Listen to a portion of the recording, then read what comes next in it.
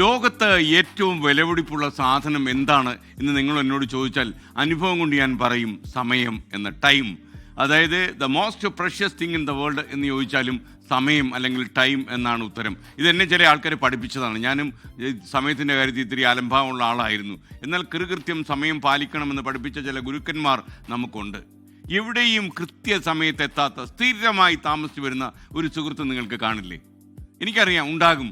ചോദിച്ചാൽ പറയും, ഞാൻ ഉറങ്ങിപ്പോയി, ഞാൻ കുറേ സമയം ബസ് കാത്തുന്നു, റോഡിൽ വെള്ളക്കെട്ടുണ്ടായി, നല്ല മഴ കനക്കുകയാണ്, കുടയുണ്ടായിരുന്നില്ല, ട്രെയിൻ കിട്ടിയില്ല, ബസ് കിട്ടിയില്ല, അങ്ങനെ 100,000 എക്സ്ക്യൂസുകൾ അവർ പറയും. ഇറങ്ങാൻ നേരം എനിക്കൊരു ഫോൺ വന്നു കുട്ടാ എന്നുകൂടി പറയും. ഇങ്ങനെ കേട്ട് പഴകിയ ഒരുപാട് കാരണങ്ങളുമായി വൈകി എത്തുന്നവരിൽ പലരും നമ്മുടെ സുഹൃത്തുക്കളാവാം. ഇത് കാരണം എതിരെ ബുദ്ധിമുട്ടുന്ന ഒരുപാട് ആൾക്കാരും ഉണ്ടാകും. എന്നോട് എൻ്റെ ഒരു ഗുരുതുല്യനായ ഒരു മനുഷ്യൻ പറഞ്ഞത് എന്താണെന്നറിയാമോ? നിങ്ങൾക്ക് സമയത്തിന് വിലയുണ്ടാകില്ല, പക്ഷേ ഞാൻ എൻ്റെ വിലപ്പെട്ട സമയം നിങ്ങൾക്ക് വേണ്ടി എന്തിന് വിലയിഴിക്കണമെന്ന് അദ്ദേഹം ചോദിച്ചത് രാത്രി നേരം ഉറങ്ങാൻ കിടന്നപ്പോൾ ഞാൻ ഓർത്തു. അത് ശരിയാണ്. എനിക്ക് എൻ്റെ സമയത്തെക്കുറിച്ച് വിലയില്ലെങ്കിലും അദ്ദേഹത്തിൻ്റെ സമയത്തെക്കുറിച്ച് വില കാണും. I waste my time for you എന്നാണ് എൻ്റെ മുഖത്തടിച്ച് അദ്ദേഹം ചോദിച്ചത്. അങ്ങനെ ചോദിക്കുമ്പോൾ അതിനകത്ത് അർത്ഥമുണ്ട്. മറ്റുള്ളവരോട് കാണിക്കേണ്ട ഒരു മര്യാദ കൂടിയാണ് നമ്മൾ പരമാവധി സമയം പാലിക്കുക എന്നത്. PSC പരീക്ഷ മുതൽ സിനിമയിൽ അഭിനയിക്കാനുള്ള ഓഡിഷൻ വരെ ബസ് കിട്ടാതെ മുടങ്ങിപ്പോയ ആൾക്കാരുണ്ട്. എന്നുവെച്ചാൽ ഈ 10ാം ക്ലാസ് പരീക്ഷയ്ക്ക് താമസിച്ചെത്തിയ ആൾക്കാർ പോലും ഉണ്ട്. ജീവിതത്തിൽ ഏറെ വൈകിപ്പോയി എന്ന് നിരാശപ്പെടേണ്ട കാര്യമൊന്നുമില്ല. എന്നാൽ മറ്റുള്ളവരെല്ലാം എത്തിക്കഴിഞ്ഞാണ് നമ്മളിവിടെ എത്തിയത് എന്ന് എപ്പോഴും ഓർമ്മ വേണം. നമ്മുടെ ആദ്യ പ്രധാനമന്ത്രിയായിരുന്ന ജവഹർലാൽ നെഹ്റുവിൻ്റെ ഔദ്യോഗിക ജീവിതത്തിൽ നടന്നൊരു സംഭവം കൂടി പ്രിയപ്പെട്ട പ്രേക്ഷകരുടെ ശ്രദ്ധയിൽ ഞാൻ കൊണ്ടുവരാം. സ്വാതന്ത്ര്യാനന്തരം ആദ്യ ക്യാബിനറ്റ് മീറ്റിംഗ് നടക്കുകയാണ്. യോഗത്തിന് മുമ്പ് ചില വിദഗ്ധരുമായി കൂടിക്കാഴ്ച നടത്തിയ നെഹ്റു ഈ മീറ്റിങ്ങിനെത്താൻ വൈകി. മിനിറ്റുകൾ മാത്രമേ അദ്ദേഹം വൈകിയിട്ടുള്ളൂ. വളരെ കൂടുതൽ സമയമൊന്നും അദ്ദേഹം വൈകിയില്ല.